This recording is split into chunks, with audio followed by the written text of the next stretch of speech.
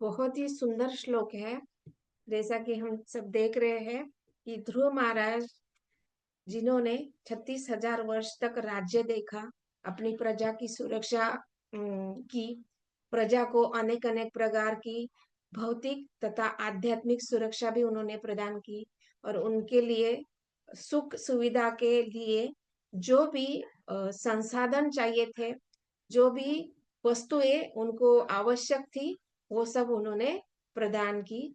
और किस प्रकार से बताया गया कि ये जो ध्रुव महाराज है, अपने प्रजा के पिता स्वरूप उन्होंने कार्य किया।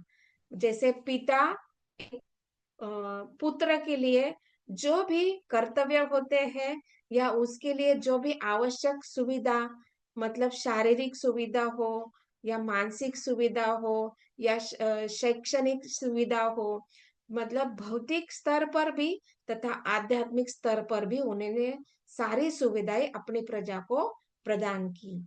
इस प्रकार उन्होंने जो पिता स्वरूप जो कर्तव्य है वो पूर्ण रूप से पालन किए। और हम सब देख रहे हैं कि इस प्रकार से वो राज्य उन्होंने संभाला, अपना प्रजा के प्रति जो कर्तव्य है वो पूर्ण रूप से निभाया। और उन्होंने अभी सोचा है कि अभी मुझे भगवत धाम वापस जाना है। जिस भगवान को मैंने बचपन में दर्शन किया था, और उन्होंने मुझे आशीर्वाद प्रदान किए थे कि आप इस जगत में, भौतिक जगत में रहोगे, सुखपूर्वक कार्य करोगे, निरंतर भक्ति में भी लगे रहोगे, अपने कर्तव्य को निभाते हुए भी मुझे आप कभी भी नहीं भूलने वाले, इस प्रकार का आशीर्वाद भी उन्होंने प्राप्त किया था। और उस प्रकार का जैसे भगवान द्वारा आशीर्वाद वचन पर वरदान प्राप्त किया था, उस प्रकार उन्होंने सारे कार्य किए। और अभी वो सोच रहे कि अभी बस, अभी बहुत हो चुका है, अभी मुझे भगवान को शाश्वत रूप से प्राप्त करना है। क्योंकि ये कर्तव्य निभाते हुए क्या होता है ना, कि कर्तव्य के बीच में कभी कभी भगवान को भी हम भूल जाते हैं। तो ये जो उनका मन में भाव था कि मैंने अभी जितना आवश्यक कार्य था उतना मैंने किया है, अभी मुझे भगवान का जो स्मरण है, या भगवान की जो भक्ति योग विधि है, या जो भगवान की जो प्रति मेरा जो आदान प्रदान होना चाहिए, वो कैसा होना चाहिए, बिना किसी व्यवधान के, कि बिना किसी क्या बोलते ऑब्स्टेकल के, कोई भी बाधा उसमें नहीं होनी चाहिए। मतलब ये प्रजा के प्रति प्रति कर्तव्य, अपने शरीर के प्रति भी जो कर्तव्य है, वो भी अभी मुझे नहीं चाहिए। इस प्रकार का भाव रखते हुए उन्होंने अभी भक्ति जो है वो दृढ़, पहले से तो वो कर ही रहे थे, लेकिन अब इतना दृढ़ता से कर रहे हैं कि अभी मुझे ये भगवान का साथ जो संग है, जो भगवान की जो भक्ति है, वो बिना किसी रुकावट के निरंतर और शाश्वत रूप से मुझे करनी है। इस प्रकार का जब उन्होंने भाव स्वीकार कर लिया, तो तुरंत उन्होंने सारा जो राज्य है, प्रजा है, अपना सुख है, ऐश्वर्य है, सारा जो वो है सब कुछ त्याग कर वो वन में चले गए। और कौन से वन में चले गए? बद्रिक आश्रम में चले गए। और वहां पे हम देख रहे हैं कि किस प्रकार से उन्होंने वहां पर अपनी सारी इंद्रियों को शुद्ध किया। और जैसे एक योगी जो होते हैं, अष्टांग योग पद्धति के अनुसार उन्होंने योग पद्धति अपनाई, और उन्होंने भगवान को योग में धारण किया। मतलब ये सारे जो, जबकि हम देख रहे हैं कि ध्रुव महाराज एक शुद्ध भक्त है, फिर भी वो अष्टांग योग का वहां पे पालन कर रहे हैं। दैट मीन्स ये बताया जा रहा है कि जब एक भक्त होता है, तो वो अष्टांग योग का भी सारे विधियों का ज्ञान वो रखता है, और इन अष्टांग योग विधियों के द्वारा भी वो भगवान को प्राप्त करता है। साथ ही साथ भक्ति योग जो विधि है, वो मन में, अपने सूक्ष्म शरीर में, अपने बुद्धि में, अपने अहंकार के द्वारा, अपने विचारों के द्वारा, ये जो भक्ति योग का विधि है उसको भी वो करते रहता है। मतलब शारीरिक रूप से वो क्या कर रहे हैं? अष्टांग योग पद्धति का आचरण कर रहे हैं। जैसे अष्टांग योग पद्धति हम सब जानते हैं, यम, नियम, आसन, प्राणायाम, प्रत्याहार, ध्यान, धारणा तथा समाधि। तो ये बाह्य रूप से वो अष्टांग योग पद्धति का पूर्ण रूप से कर रहे हैं। और अंदर में हृदय में क्या चल रहा है, मन में क्या चल रहा है, जैसे पिछले श्लोक में बताया ना 17वें श्लोक में कि क्या कर रहा है, वो ध्रुव महाराज बद्री का आश्रम चले गए, एकांत स्थान में योगाभ्यास करने लगे। उन्होंने अपना मन अर्चा विग्रह पर केंद्रित किया, जो परमेश्वर की सही प्रतिनिधित्व करता है। और इस प्रकार अर्चा विग्रह का निरंतर चिंतन करते हुए वे समाधि में लीन हो गए। मतलब वहां पे क्या कर रहे हैं कि वो स्थूल शरीर के द्वारा अष्टांग योग पद्धति कर रहे हैं और सूक्ष्म शरीर के द्वारा भक्ति योग का जो विधि है उसका पालन कर रहे हैं।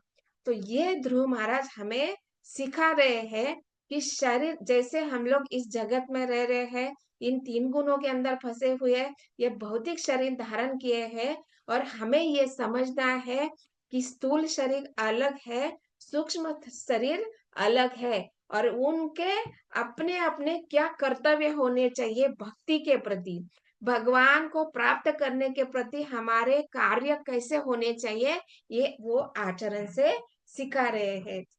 जैसे स्थूल शरीर के द्वारा अष्टांग पद्धति कर रहे हैं और सूक्ष्म शरीर के द्वारा वो क्या कर रहे हैं, भक्ति योग का पूर्णता पालन कर रहे हैं।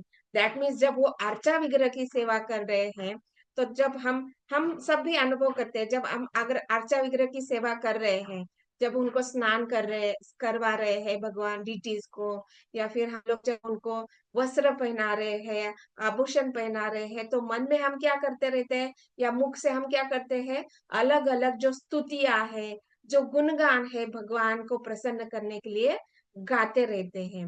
दैट मीन्स यहाँ पे क्या बताया जा रहा है कि सूक्ष्म शरीर के लिए भी कार्य होते हैं और स्थूल शरीर के लिए भी कार्य है, और इसको हमें समझना है। और यह हम देखते हैं कि ये जो श्रील प्रभुपाद जी ने जो हमें हमारे लिए ये संस्था की स्थापना की है, तो इसकी जब हम इसमें भक्ति करने के लिए जब प्रवृत्त होते हैं, तो पहले ही हमें ये ज्ञान बताया जाता है पहला ही स्टेप में। जैसे ही हम इसमें इस संस्था में पहला कदम रखते हैं, तो पहला ही स्टेप में हमें क्या सिखाया जाता है कि हम शरीर नहीं है, हम आत्मा है। दैट मीन्स यहाँ पे क्या बताया जा रहा है कि आपका शरीर अलग है और आप अलग हो। दैट मीन्स यहाँ पे जैसे आत्मा अलग है और शरीर अलग है, और इसके अलग अलग क्या कार्य होते हैं। तो शरीर के लिए क्या करना है और आत्मा के लिए क्या करना है। तो जैसे शरीर के लिए हम भोजन खाते हैं, उसी प्रकार आत्मा के लिए भी भोजन आवश्यक है। अगर उसको हम भोजन नहीं करेंगे, तो उसको वो कैसे परमात्मा के साथ जुड़ पाएगा, नहीं जुड़ पाएगा ना, उसमें कोई प्रगति नहीं होगी। वो ऐसे ही जन्म मृत्यु के चक्र में हमेशा करोड़ों करोड़ों जन्म तक, मतलब पता नहीं कितने जन्मों तक वो आत्मा है, ये जन्म मृत्यु के चक्र में फंसा रहेगा। दैट मीन्स ये जो प्रभुपाद जी ने ये संस्था हम लोगों के लिए दी है, कि इसमें पहले कदम में बताया जाता है कि हम शरीर नहीं है, हम आत्मा है। और ये आत्मा के प्रति हमारे क्या कर्तव्य है और शरीर के प्रति क्या कर्तव्य है। जैसे शरीर धर्म के लिए तो बहुत सारे शास्त्र में बताया गया, आत्मा के लिए भी बहुत सारे शास्त्र में विधि विधान बताए गए हैं, लेकिन हम कितना दृढ़ता से उसको समझने का प्रयास कर रहे हैं, और कितना दृढ़ता से हम उन सारे शास्त्रों के जो वचन है, जो आदेश है, उसको हम आत्मसात कर रहे हैं। मतलब पहली बात तो यह है कि पहले हमें उनको समझना है, वो विधि विधान क्या है, ये आदेश क्या है, उनके क्या कर्तव्य है हमारे, इसको पहले समझना है। तो ये आत्मसात, उसके बाद हम क्या करना है, उसको प्रैक्टिकली अप्लाई करना है।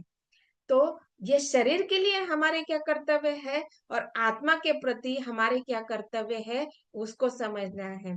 तो इसलिए हमें प्रभुपाद जी ने ये संस्था में हमें ये नाम जप, अर्चा विग्रह सेवा, हरि नाम संकीर्तन, शास्त्रों का अध्ययन, साधु संग, धाम, विग्रह सेवा, तुलसी महारानी की सेवा और अलग-अलग स्तुतियों का गुणगान करना मतलब क्या? भगवान का नाम, गुण, रूप, लीला, पार्षद, धाम इन सबों का बारंबार श्रवण कर कीर्तन करते रहने से क्या होगा? हम ये जो ज्ञान है आत्मा ने हम शरीर नहीं हम आत्मा है, इसमें तो फिक्स हो जाएँगे और शरीर के लिए कैसे कर्तव्य है और आत्मा को कैसे हम खाद दे सकते हैं, उसका पोषण कैसे कर सकते हैं।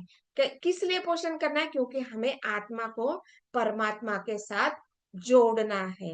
तो ये सारी जो योग पद्धति का उद्देश्य क्या है?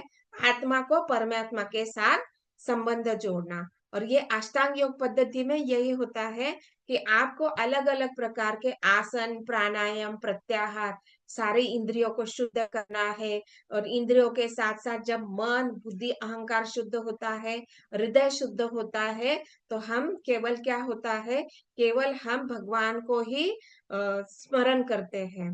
भगवान को ही जैसे ध्रुव महाराज यहाँ पे बता रहे हैं कि मन में उन्होंने अर्चा विग्रह को धारण किया और वो सोच रहे हैं कि वो इंद्रिय के द्वारा उनका सेवा कर रहे हैं। अभी जब आर्चा विग्रह पर उन्होंने ध्यान विग्रह किया, वो चिंतन कर रहे हैं, तो वो किस प्रकार का चिंतन हो सकता है? तो हम भी जैसे इस संस्था में जुड़े हुए हैं, सालों से हम सुनते आ रहे हैं, तो कभी-कभी हम भी ऐसा सोचते हैं ना कि हाँ मेरे भगवान ऐसे हैं, तो चलो मैं आज उनके लिए इस प्रकार का ड्रेस बनाती हूँ या इस प्रकार का आभूषण उनके लिए हम बनाते हैं या इस प्रकार का हम भोग आज आज कुछ अलग स्वीट बनाते हैं। तो ये जो चिंतन है, ये क्या है? आत्मा को परमात्मा के साथ जोड़ रहा है। यहाँ पर सूक्ष्म शरीर जो है, ये कार्य कर रहा है और ये आत्मा का हम पोषण कर रहे हैं। तो इस प्रकार हम भी इस भौतिक जगत में रह रहे हैं, 3 गुणों में फँसे हुए हैं। हम अपने कर्म कर रहे हैं, शारीरिक कर्म भी कर रहे हैं और आध्यात्मिक कर्म भी कर रहे हैं और जिस प्रकार यहाँ पे बताया जाता है कि कलयुग में एक विशेष गुण बताया गया है कि जब भगवान के प्रति कोई भी इच्छा, कोई भी मन में अगर कुछ कार्य भी करते हैं या फिर केवल सोचते भी हैं कि इतना-इतना मैं दान करूँगा या इतना-इतना मैं भगवान के लिए श्रृंगार इस प्रकार करूँगा, इस फूल को मैं अर्पण कर रहा हूँ। केवल सोचने से भी वो भगवान को प्राप्त होता है और उसका फल हमें प्राप्त होता है और ये कलयुग का विशेष गुण बताया जाता है कि जब केवल हम मन में सोचते हैं कि मैं भगवान के लिए ये करना चाहता हूँ या इस प्रकार का इच्छा है, केवल इच्छा करने मात्र से उसका फल की प्राप्ति हमें होती है। तो इसलिए यहाँ पे हमें ये समझना है कि हमारे आचार कैसे होना चाहिए, किस प्रकार का आचरण हमें करना चाहिए और आचरण करने से हमारा विचार भी शुद्ध होता है। और जब हम इस प्रकार से भगवान के लिए विचार करेंगे, तो हमें हमें जो कर्म है, वो भी शुद्ध होते जाएँगे और इस प्रकार से हम आत्मा हमारी जो आत्मा है, वो परमात्मा से जुड़ जाएँगी। दैट मीन्स हम भले ही देखने के लिए बाहर से कोई समझ नहीं सकता है, लेकिन ये सूक्ष्म रूप से जो कार्य होते हैं, वो भगवान जानते हैं और ये सूक्ष्म रूप से जो कार्य है, उसको भगवान स्वीकार करते हैं और उसके फलस्वरूप हमें आनंद का अनुभव होता है, सुख का अनुभव होता है और ये जो कार्य हो रहे हैं, इस जगत में जो कष्ट है, उसका भी धीरे-धीरे निवारण होने लगता है।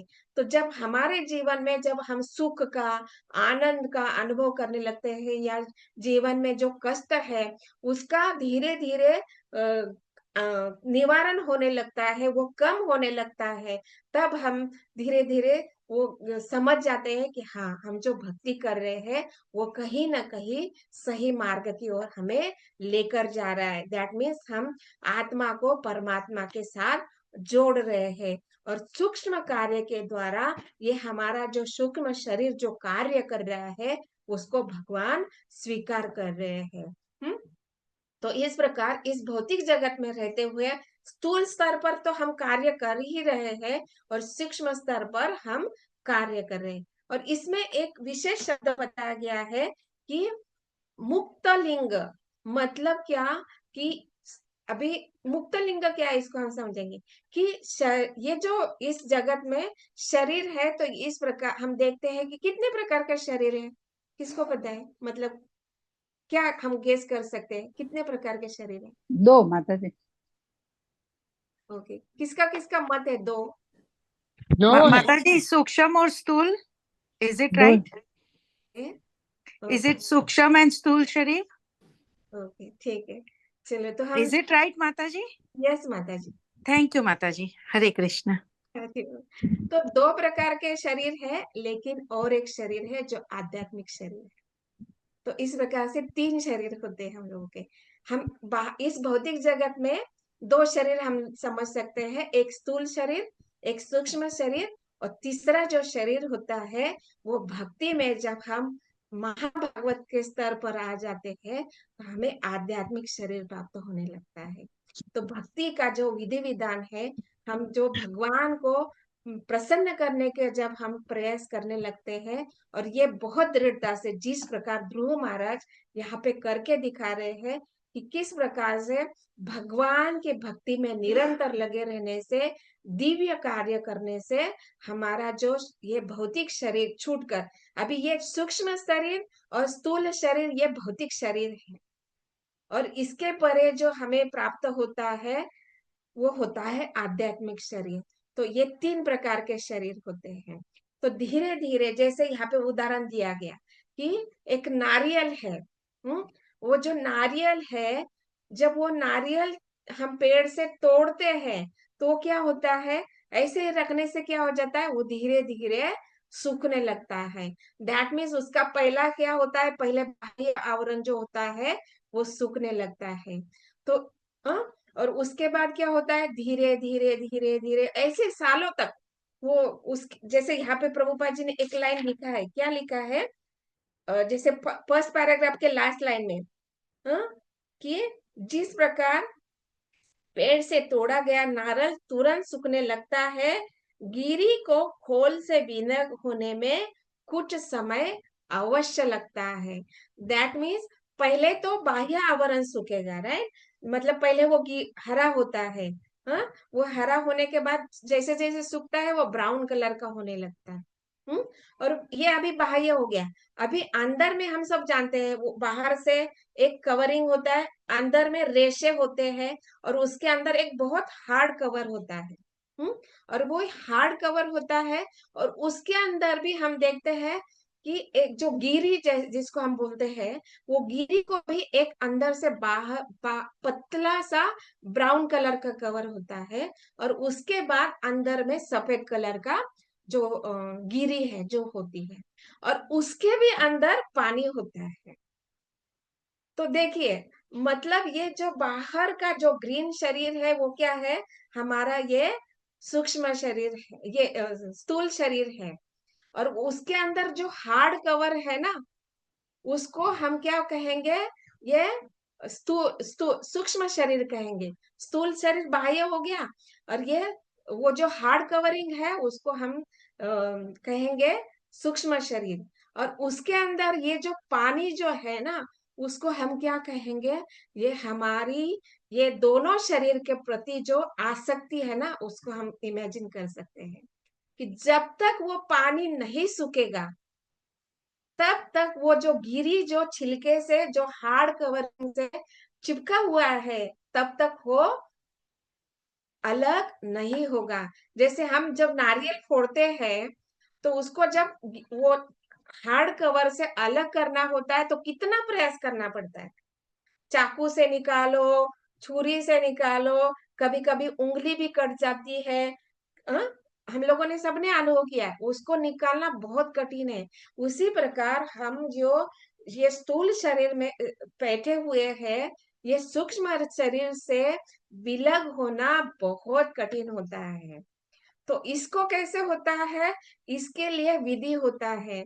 इसको हम कैसे हैं, इसको ये हार्ड कवरिंग से विलग होने के लिए क्या कहा गया है, हमें भक्ति योग का मार्ग अपनाना है।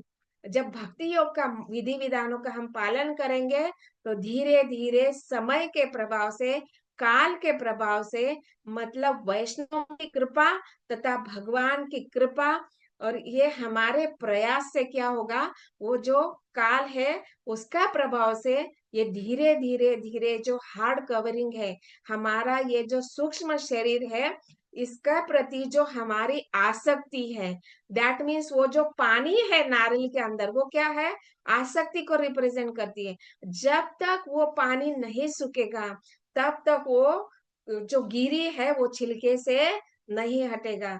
मतलब क्या, जब हम विधि विधानों को अपनाते हैं और बहुत दृढ़ता से गुरु के मार्गदर्शन से, साधु के मार्गदर्शन से और शास्त्रों के अध्ययन से, ज्ञान प्राप्ति से, जब ये पानी रूपी जो आसक्ति है वो जब धीरे धीरे सूखने लगेगी, तब हम क्या होंगे, सूक्ष्म शरीर हमारा ये स्थूल शरीर से मुक्त होने लगेगा। और इसको ही मुक्त लिंग यहाँ पे श्रील प्रभुपाद कह रहे हैं।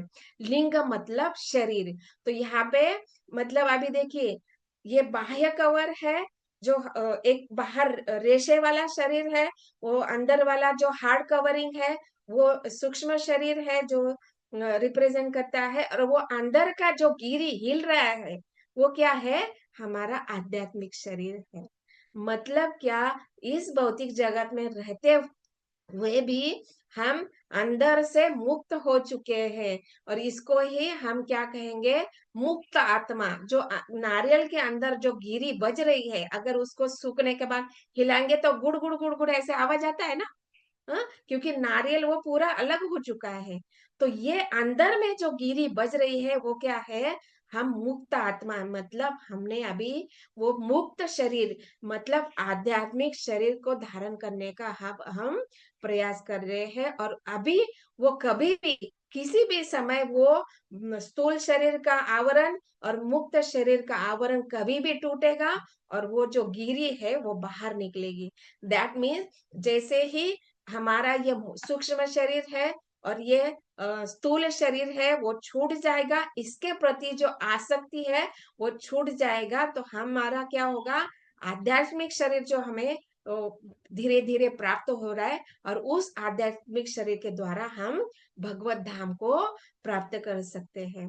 तो यही बात यहाँ पे बताया जा रहा है कि ये जो देहांतरण है, मतलब जो शरीर में जो बदलाव होते हैं, वो केवल सूक्ष्म भौतिक स्तर पर मतलब क्या, स्थूल शरीर में देखे जाते हैं, और सूक्ष्म शरीर में ये सूक्ष्म होते हैं, जिसको भक्ति योग का विधि विधान से वो धीरे धीरे विलग होने लगता है। और ये जो है, ये होता है आत्मा का देहांतरण।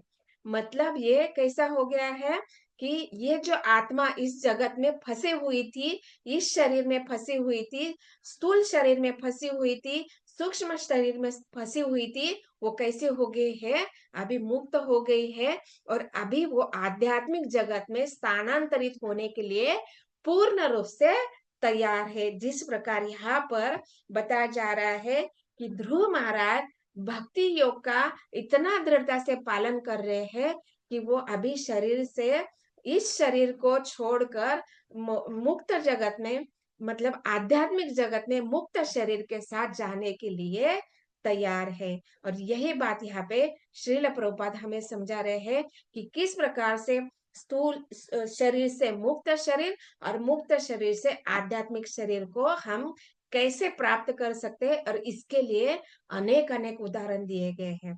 जैसे यहाँ पे ध्रुव महाराज का उदाहरण है, और श्रील प्रभुपाद तात्पर्य में बता रहे हैं कि मुक्त जो जीव है, जैसे चैतन्य महाप्रभु है, वो तो स्वयं भगवान है और निश्चित रूप से वो मुक्त है ही। और साथ ही साथ अनेक अनेक भक्त है, जैसे श्रील हरिदास ठाकुर, हम सब देखते हैं कि गुरु वर्ग जो है, आज के जो हम देख रहे हैं हमारी संस्था में जो भी गुरुजन है, वो सभी जो है ये इसी मुक्त अवस्था के स्तर पर है। वो देखने के लिए हम देख रहे हैं कि वो शरीर, वो उनका शरीर रूपी हम देख रहे हैं उनको, उनको भी स्थूल शरीर है, सूक्ष्म शरीर है, लेकिन वो अंदर से जिस प्रकार से नारियल के गिरी नारियल से अलग हो चुकी है, उसी प्रकार के ये जो वरिष्ठ वैष्णव है, शुद्ध भक्त है, गुरु वर्ग है, वो कैसे है, ये मुक्त आत्मा है। और वो हम केवल इस जगत में है इसलिए हम लोग सोच रहे हैं कि वो हमारे जैसे हैं। लेकिन ऐसा नहीं है, वो अंदर से पूर्ण रूप से मुक्त है। और किस स्थिति में है, जिस प्रकार अभी इस शरीर को छोड़कर तुरंत आध्यात्मिक जगत में प्राप्त करने के लिए वो तैयार है। और इस प्रकार यहाँ पे बताया जाता है, ये जो देहांतरण की ये जो विधि है, ये यहाँ पे बताई जा रही है।